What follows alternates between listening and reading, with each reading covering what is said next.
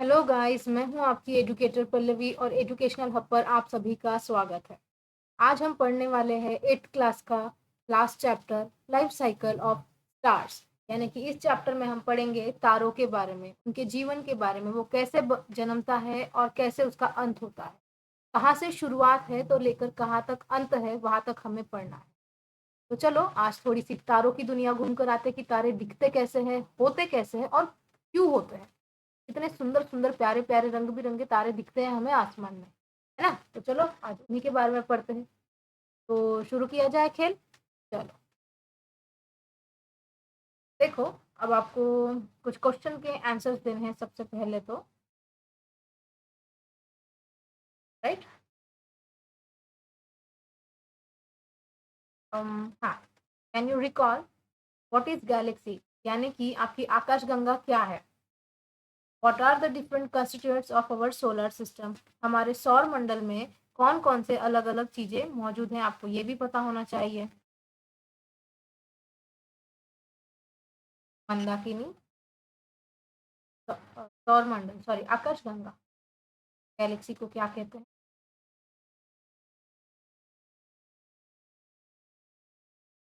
आकाश गंगा। और आपके solar system को हिंदी में बोलते हैं सौर दल। ठीक है। तीसरा सवाल है, what are the major differences between star and a planet, यानी कि एक तारे के बीच में और एक ग्रह के बीच में क्या फर्क है, ये आपको पता होना चाहिए। स्टार को बोलते हैं तारा, प्लैनेट यानी ग्रह। ठीक है। फिर पूछा है कि सैटेलाइट क्या होता है, इम्पोर्टेंट चीज क्या होता है, है ना। और है आखिरी सवाल, कौन सा तारा हमारे सबसे करीब। इनके जवाब कौन खोजेगा। चलिए मैं ही दे देती हूँ आंसर्स। कहाँ गया आंसर्स, आएंगे ना, आ गया। तो आपके फर्स्ट क्वेश्चन कि व्हाट इज अ गैलेक्सी, तो गैलेक्सी का आंसर है a galaxy is a massive collection of stars, gas, dust and dark matter held together by gravity. यानी कि एक आकाशगंगा क्या होती है, उसमें कई सारे तारे होते हैं, कई सारी धूल मिट्टी और काला काला अंधेरा होता है, जो कि आपके गुरुत्वाकर्षण यानी कि ग्रेविटी की वजह से एक साथ जुड़ा होता है। उसी को हम बोलते हैं Galaxy.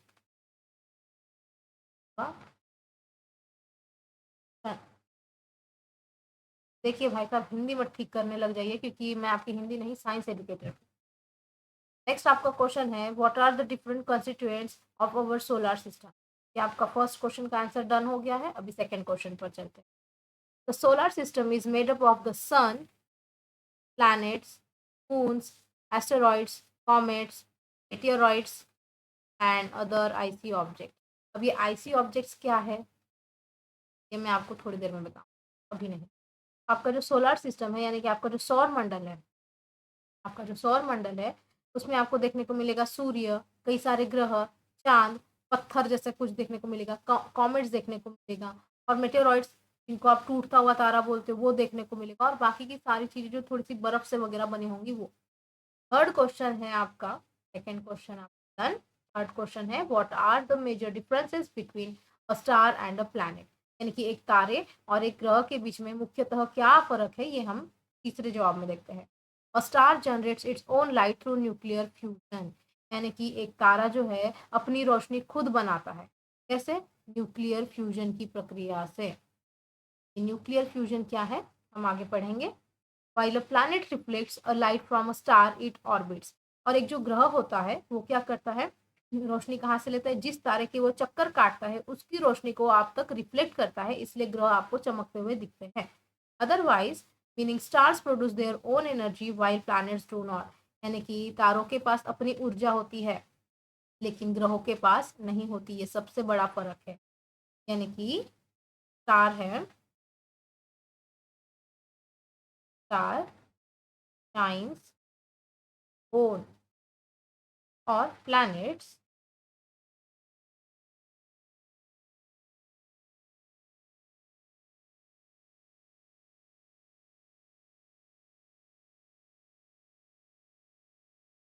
Okay.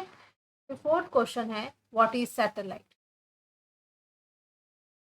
A satellite is an object that orbits a large object such as planet, star और moon. अब सैटेलाइट क्या हो सकता है? कोई भी वस्तु जो किसी और बड़े वस्तु के चक्कर काटता हो, जैसे किसी ग्रह का, किसी तारे का या चांद का।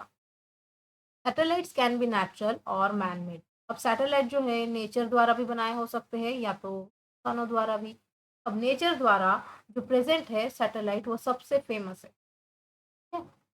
अब उसका नाम है क्या है?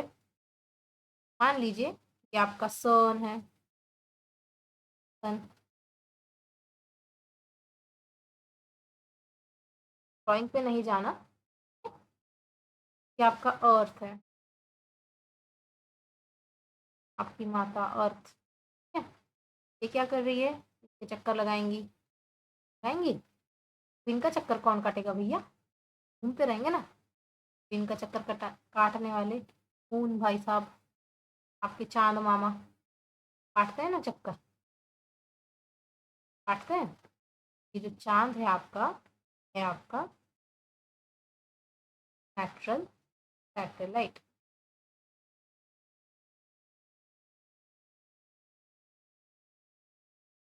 अब मेरा दूसरा सवाल ये है कि आपके चांद का नाम क्या है? What is the name of your moon? पता है तो कमेंट में ज़रूर बताना है, और अगर नहीं पता तो आप मुझे कमेंट ड्रॉप कर सकते हो कि मैम हमें नहीं पता, आप बताइए। तो मैं इसका आंसर जो है नेक्स्ट पार्ट में रिवील कर दूंगी।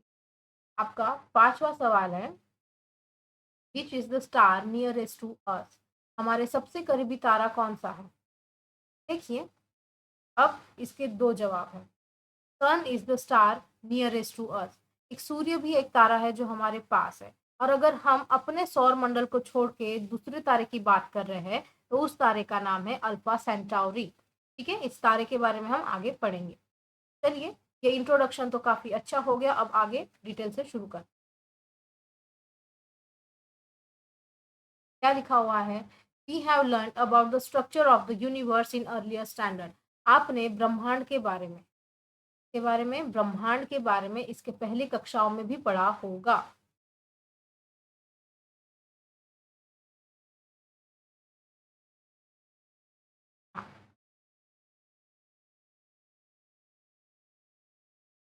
यूनिवर्स यानी कि ब्रह्मांड।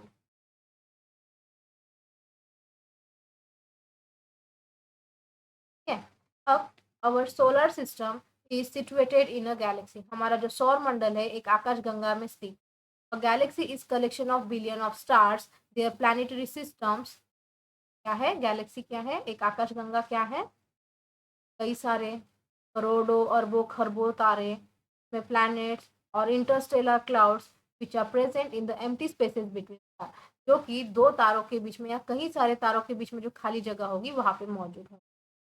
Universe is made up of innumerable such galaxies. हमारा जो ब्रह्मांड है ऐसी कई सारी अनगिनत आकाश गंगाओं से बनी, इतनी अनगिनत आकाश गंगाएं हमारे पास मौजूद है। अभी तक तो आधे इतने हैं कि हमें पता ही नहीं चले। तो फिर galaxies differ in structure and shape. अब गैलेक्सीज क्या हो सकती है? अलग अलग स्ट्रक्चर की हो सकती है, शेप की हो सकती है, साइज की हो सकती है। अब we can divide them into three type. अब गैलेक्सीज को यानी कि आकाशगंगा को हम तीन तरीकों में विभाजित कर सकते हैं। एक होता है आपका स्पाइरल, दूसरा एलिप्टिकल और तीसरा होता है इरेगुलर गैलेक्सी। अब हमारी गैलेक्सी जो है, हमारी जो आकाशगंगा है वो क्या है? अब galaxy is a spiral galaxy. याद रखिए, spiral galaxy, and is called the Milky Way. क्या बोलते हैं इंग्लिश में? मिल्की वे, और हिंदी में इसको बोलते हैं मंदाकिनी। अ spiral Galaxy is shown in figure 19.1। ये है स्पाइरल गैलेक्सी का डायग्राम। तो कैसे दिखता है? चक्री कांटे जैसा है ना, आपकी जो दिवाली की चक्री होती है ऐसे ही घूमती है स्पाइरल, बस बिल्कुल वही डायग्राम याद कर लो। आपको घूमते हुए चक्री नजर आए ऐसा आप इमेजिन कर लो, वही है स्पाइरल गैलेक्सी का स्ट्रक्चर। ये आपका सोलर सिस्टम है, ये आपका सेंटर में सन है। सन इज नॉट अ प्लैनेट, सन क्या है? एक स्टार है।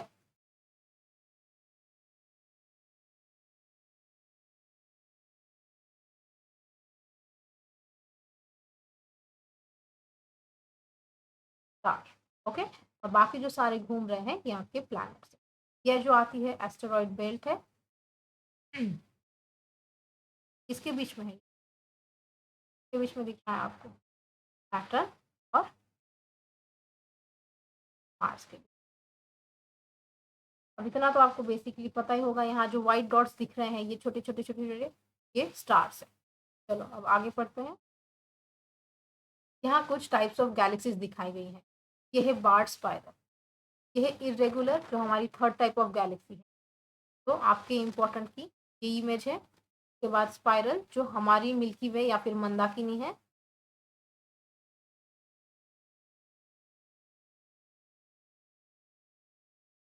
और गैलेक्सी, ठीक है। नेक्स्ट है पेक्यूलियर, ये भी आपको नहीं पढ़ना है, आपको पढ़नी है एलिप्टिकल। और ये है आपकी लेंटिकुलर। ये जो तीन है जिसको मैंने स्टार मार्क और करेक्ट मार्क दिया है, ये आपकी डायग्राम से आप इनको ध्यान से देख लेना कि कैसे दिखती है। ये डायग्राम आपके बुक में नहीं है इसलिए मैंने यहाँ लगा दी। अब देखो क्या बोल रहा है।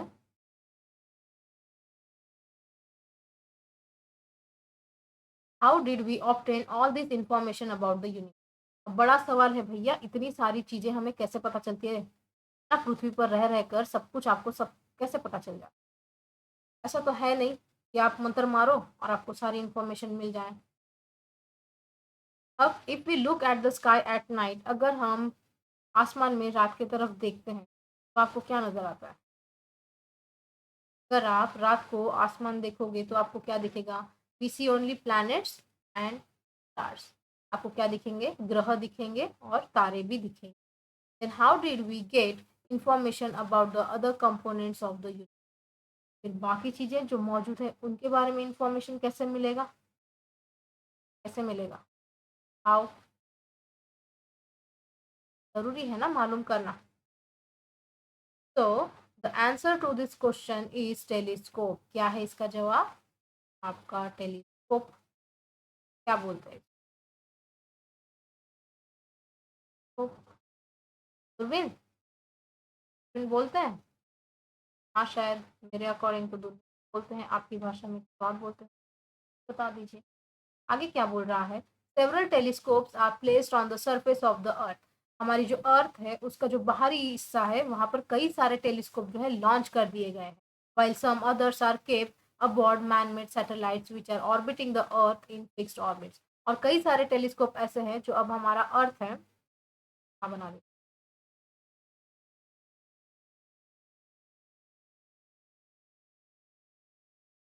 हाँ, ये आपका अर्थ है, सॉरी बोला टेढ़ा मेढ़ा हो गया।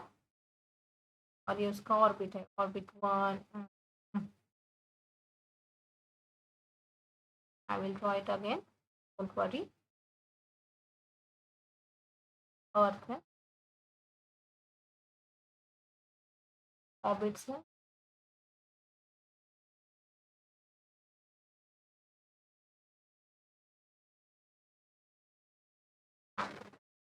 वन, तीन ऑर्बिट बनाए हैं अर्थ। तो अब कुछ क्या है ना, ये जो आउटर सरफेस है यहाँ पे कुछ सैटेलाइट्स है और कुछ टेलीस्कोप्स ऐसे हैं या फिर सैटेलाइट ऐसे हैं जो कि ऑर्बिट में फिक्स कर दिए गए हैं। यानी कि वो इस ऑर्बिट को छोड़कर कहीं नहीं जाएगा। अगर उसको यहाँ लॉन्च कर दिया गया है ऐसे घूमते हुए तो वो इसी ऑर्बिट में घूमेगा तब तक जब तक उसको डिसमेंटल ना किया जाए या वापस ना बुलाया जाए। तो फिर आगे क्या बोल रहा है। As this telescopes are situated above the earth atmosphere, कहाँ है, हमारे पृथ्वी के एटमॉस्फेयर के ऊपर बाहर। They can observe astronomical objects more effective. ये वो काफ़ी अच्छे तरीके से जो ब्रह्मांड में चल रहा है, यूनिवर्स में हो रही मूवमेंट से उसको बहुत अच्छे से कैच कर सकते हैं, पकड़ सकते हैं, उनकी इमेजेस हमें भेज सकते हैं। Astronomers study the observations made by all these telescopes to obtain detailed information about the universe। जो एस्ट्रोनॉमर्स होते हैं यानी कि स्पेस के बारे में पढ़ने वाले साइंटिस्ट, वो क्या करते हैं, इन सारी चीज़ों को ऑब्जर्व करते हैं। जो टेलीस्कोप उनको इन्फॉर्मेशन देता है उसके बारे में वो स्टडी करते हैं और फिर आप तक वो इन्फॉर्मेशन आ जाए। We are going to learn about all this in higher standard. इसके बारे में डिटेल में आप अगली कक्षाओं में पढ़ेंगे। Here let us learn about the properties of stars and their life cycle. इस चैप्टर में आपको खाली तारों की क्या क्या प्रॉपर्टीज हैं एंड उनकी लाइफ साइकिल कैसे, उनके जीवन का चक्र कैसा है उसके बारे में पढ़ना है। चलिए नेक्स्ट साइड पर चलते हैं। अब आ चुकी है तारों की प्रॉपर्टीज, क्या कहते हैं। At night we can see about 4000 stars with our naked eye. अब आप अपनी खुली आंखों से कितने तारे देख सकते हैं? लगभग 4000 तारे देख सकते हैं रोज रात को। Sun is an ordinary star among them. और सन जो है सबसे कॉमनली आपको दिखाई देने वाला तारा है, जो आपको दिन भर दिखते रहता है, खाली रात को नहीं दिखता। The reason to call Sun an ordinary star is that even though it appears to be larger than all other stars in the sky, because it's being nearest to। अब इतना सामान्य तारा सूर्य को बोलने के पीछे कारण यही है, वो भले ही सबसे बड़ा होगा लेकिन वो हमारे सबसे करीबी तारा है। ठीक है, इसीलिए उसको हम सामान्य तारा बोल रहे हैं। There are billions of stars. कितने तारे हैं? आपको अरबों खबजों तारे मिलेंगे। Which have higher or lower mass size and temperature than those of the sun. अब कई सारे तारे ऐसे हैं जिनका वजन, साइज, शेप सूर्य से कई गुना बड़ा है, और कई तारे ऐसे हैं जो उससे कई ज्यादा छोटे भी हो सकते हैं। तो stars are gigantic spheres of hot gases. तारे कुछ नहीं, बस गरम गरम बड़े बड़े गैसेस के गोले होते हैं। कई सारी गैसेस मिलकर एक बड़ा सा गोला बना देती है, जाइजेंटिक स्पीयर यानी कि बड़ा सा गोला, उसी को हम स्टार के फॉर्म में देखते हैं। Some properties of the sun are given in the table below. ये जो टेबल है यहाँ पे सन की कुछ प्रॉपर्टीज बताई गई है। देखिए, hydrogen makes up 72% of the mass of the sun. Sun जो है 72% हाइड्रोजन गैस से बना है, और बाकी का जो बचा हुआ है 26% वो हीलियम है। The rest 2% is made up of elements heavier than helium. और बाकी जो बचा हुआ 2% हिस्सा है वो हीलियम से थोड़े से भारी एलिमेंट जो होंगे उससे बना होगा। अब देखिए प्रॉपर्टीज ऑफ द सन। सन का जो मास है वो है 2 × 10⁻³ किलोग्राम्स। ओके, जिसका रेडियस है 6,95,700 किलोमीटर। उसका सरफेस टेम्परेचर है, यानी कि सूर्य का जो बाहरी हिस्सा है, ये वाला सरफेस एरिया है, इसका तापमान है 5800 केल्विन, 5800 केल्विन। ये के जो है केल्विन है। उसके बाद बीच में अगर मैं सूरज को ऐसे खोल दूं तो इसका जो सेंटर पार्ट है यहाँ पे, सेंटर ऑफ सन, इसका टेम्परेचर है 1.5 × 10⁻7 केल्विन। और इसकी उम्र है लगभग 4.5 × 10⁻9 ईयर्स, यानी कि लगभग 4.5 बिलियन।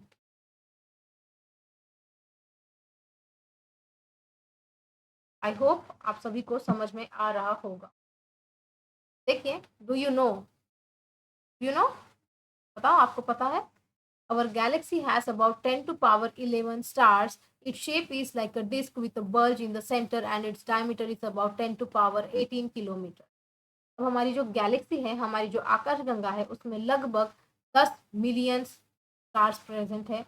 उसका जो शेप है ना, एक सीडी के जैसा है। डिस्क माने सीडी के जैसा, जो कि बीच में एकदम ऐसा गाढ़ा गाढ़ा सा है, बल्ज है। आपको फिर से मैं इमेज दिखाऊंगी। ये जो गैलेक्सी है बीच में कैसा आपको धुआंधार लग रहा है, एकदम सब कुछ वहीं इकट्ठा हो गया है। तो फिर और उसका डायमीटर कितना है? डायमीटर क्या होता है? डायमीटर और रेडियस आपको पता है? मान लीजिए ये एक गोला है, एक पॉइंट से दूसरे ओहो एक पॉइंट से दूसरे पॉइंट तक जो जोड़ता है ना गोले को, डायमीटर होता है। ठीक है, और जो सेंटर से आधे की तरफ जाए वो रेडियस होता है। ठीक है, ये चीजें समझ में आ गई। तो इसका डायमीटर है 10⁻18 किलोमीटर। तो ये आपकी गैलेक्सी की बात हो रही है, स्टार्स की नहीं। The solar system is situated at a distance of 2 × 10⁻17 kilometre from its center। यानी कि आपका जो सोलर सिस्टम है, आपका जो सौर मंडल है, गैलेक्सी के सेंटर से 2 × 10⁻17 किलोमीटर इतना दूर। The galaxy is rotating around an axis passing through its center and perpendicular to the disk. Its periods of rotation is about 2 × 10⁸ years। अब थोड़ा सा समझने में मुश्किल है, पर आसान कर देते हैं आपके लिए।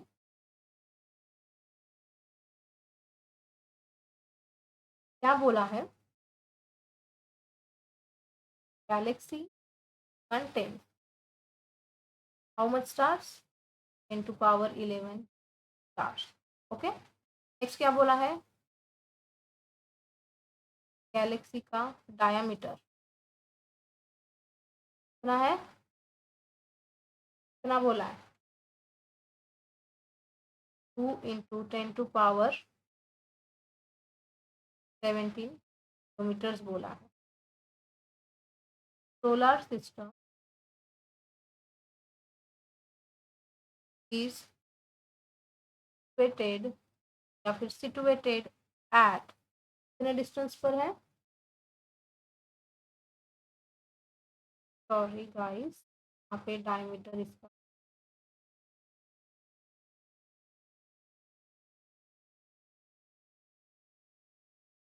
डायमीटर है 10⁻in kilometre. situated at 2 × 10⁻17 meter from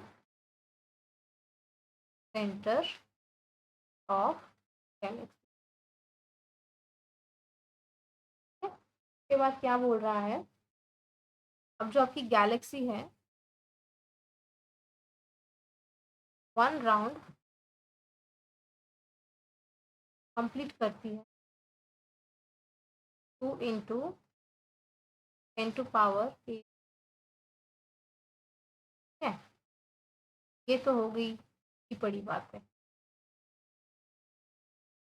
अब अगर मैं इसको डायग्राम से समझाऊं तो मान लीजिए आपकी गैलेक्सी, ठीक है, के बीच में एक एक्सिस है। इस क्या होता है? जो जैसे गुजरे का चक्कर काट रहा है, ठीक है? अब सेंटर हो गया, गैलेक्सी का सेंटर, ये सेंटर है। ये इसका जो लाइन अभी मैंने ड्रॉ की है, ये डायामीटर है। कितना है डायामीटर? 10⁻18। ठीक है, इस पूरी गैलेक्सी में कितने तारे हैं? कितने? हाँ, उसके बाद क्या बोल रहा है? इस सेंटर से, दूसरा कलर में यूज आपको समझ आएगा, ब्लैक कलर। सेंटर से आपकी जो सोलार सिस्टम है,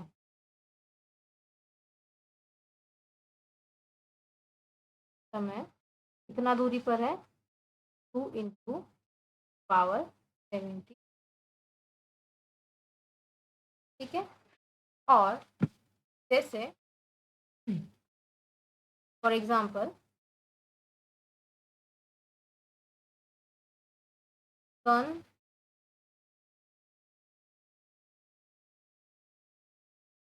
अर्थ, इसको इसका पूरा एक चक्कर काटने में 365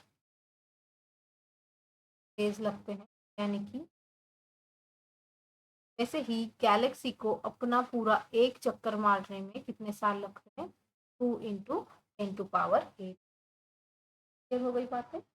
यानी कि लगभग 2 करोड़ के आसपास होता है। इतना समझ में आ गया आपको या कोई डाउट है? अगर डाउट है तो आप कमेंट सेक्शन में पूछ सकते। फिर आगे बढ़े।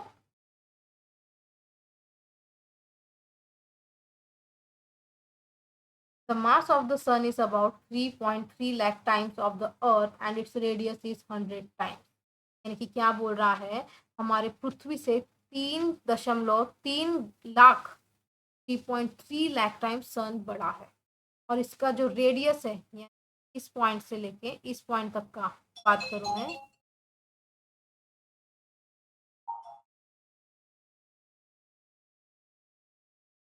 Hold on guys, give me 1 second.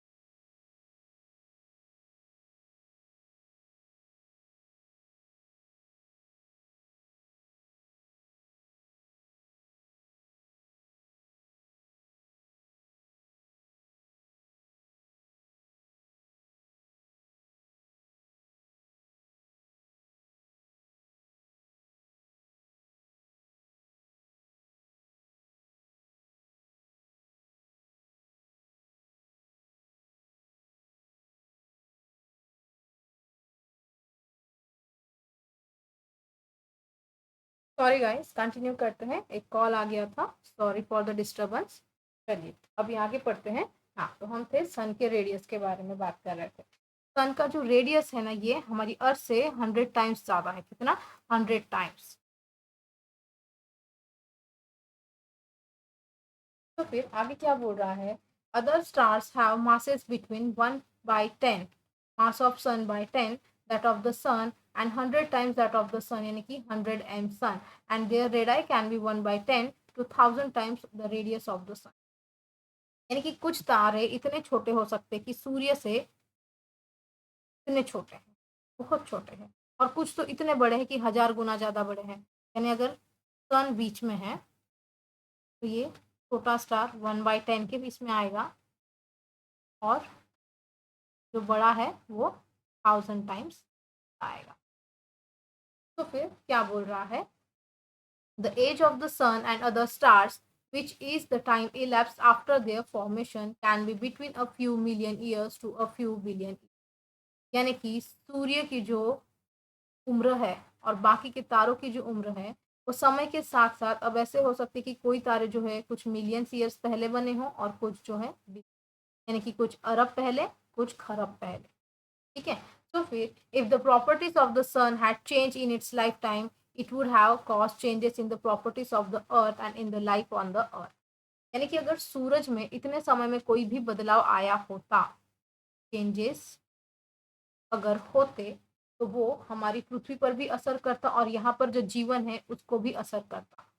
So, detailed studies of the properties of the Earth have led scientists to conclude that the properties of the Sun have remained unchanged over its lifetime। यानी कि जब scientist लोगों ने जो है पृथ्वी के बारे में अच्छे से खोज कर स्टडी की, तो जांच पड़ताल किया, तो उनको पता चला कि यहाँ के वातावरण में कोई भी बदलाव नहीं आया है। इसका मतलब सूर्य जब से पैदा हुआ है तब से लगभग 4.5 बिलियन ईयर साल पहले, यानी कि लगभग 4500 मिलियन ईयर अगो। ठीक है, इतने साल पहले, तब से वो वैसे का वैसा ही है, उसमें कोई भी बदलाव नहीं आया। तो according to the studies made by astronomers, these properties will slowly change in further after 4.5 billion years। यानी कि साइंटिस्ट की स्टडीज या फिर एस्ट्रोनॉमर की स्टडी के अकॉर्डिंग अगर हम देखते हैं, तो आने वाले 4.5 अरब साल में जो है सूर्य में बदलाव आएंगे, इसका असर हमारी पृथ्वी को भी भुगतना पड़ेगा। क्लियर हो गई बातें? चलो, यहाँ एक डब्बा है, देखो क्या बोल रहा है डब्बा। The masses of other stars are measured with respect to the mass of the sun. यानी कि हम जब दूसरे तारों की स्टडी करते हैं तो हम मास किसका देखते हैं? सन, कि वो सूर्य से कितना गुना छोटा है या सूर्य से कितना गुना बड़ा है। इसी को कंपेयर करके हम बाकी तारों के बारे में इंफॉर्मेशन हमें दी जाती है। This means that the mass of the sun return as M sun. इसीलिए जो हम सूर्य का वजन लिखते हैं उसको कुछ ऐसे लिखते हैं, मास, एम यानी मास, और किसका? सन का, is used as the unit of mass. ये मास का यूनिट है। मास क्या होता है? मास क्या होता है? ये वेट नहीं होता है, वेट नहीं होता है। आप ढूंढ कर आएंगे मास क्या होता है और कमेंट में बताइए। क्लियर? फिर उसके आगे चलते हैं। देखिए, ये इमेज ली है मैंने महाराष्ट्र बोर्ड solutions.com से। यहाँ पे आपको comparison of sizes of different stars, यानी अलग अलग प्रकार के तारों के बारे में कंपैरिजन दिया गया है। तो सबसे पहले आता है व्हाइट ड्वार्फ, एकदम छोटू सा क्यूट क्यूट सा तारा है ना, बिल्कुल दिखाई भी नहीं दे रहा, एकदम ऐसे बिंदी लगा दी है उस पर। फिर उसके बाद आता है आपका सन, बिल्कुल सूर्य दादा, मानेंगे नहीं जेठालाल जब तक पानी अर्पण नहीं करेंगे तब तक। फिर आते हैं आपके रेड जायंट स्टार, है ना, एकदम लाल कलर का तड़कता फड़कता हुआ तारा, बोल रहा है आज तो खून करके ही मानूंगा। ठीक है? और उसके बाद सबसे ऊपर आते हैं आपके सुपर जायंट स्टार, ये सबसे बड़ा होता है। चलिए, इतना समझ में आ गया? आगे बढ़ते हैं। अब यहाँ पे क्या है? मैम यहाँ तो कुछ नहीं है। अरे भैया रुक जाओ, बहुत कुछ है, आते हैं। चलो देखिए क्या है। ये है आपका व्हाइट ड्वार्फ, यानी कि सबसे छोटू वाला तारा जो अभी आपने देखा है। ये है आपका सन। ओके, कितना बड़ा है देख लो। ये है आपका रेड जायंट स्टार। ओके, और ये है आपका सुपर जायंट स्टार। क्लियर हो गई बातें? अब यहाँ तक आपको समझ में आ गया होगा, आई होप। ठीक है, इसके आगे का हम जो है बर्थ ऑफ स्टार कल कंटिन्यू। आज के लिए इतना ही। Thank you guys. वीडियो अच्छी लगी तो चैनल को सब्सक्राइब करना ना भूलिए, लाइक शेयर कमेंट ज़रूर कीजिए और अपने दोस्तों को भी बताइए। ये वीडियोस सबके लिए हेल्पफुल है, आपके एग्जाम्स आने वाले हैं, आप पढ़ाई करते रहिए, keep learning and keep study. Okay, best of luck guys, मिलते हैं कल नेक्स्ट पार्ट के साथ। Thank you, bye bye, take care.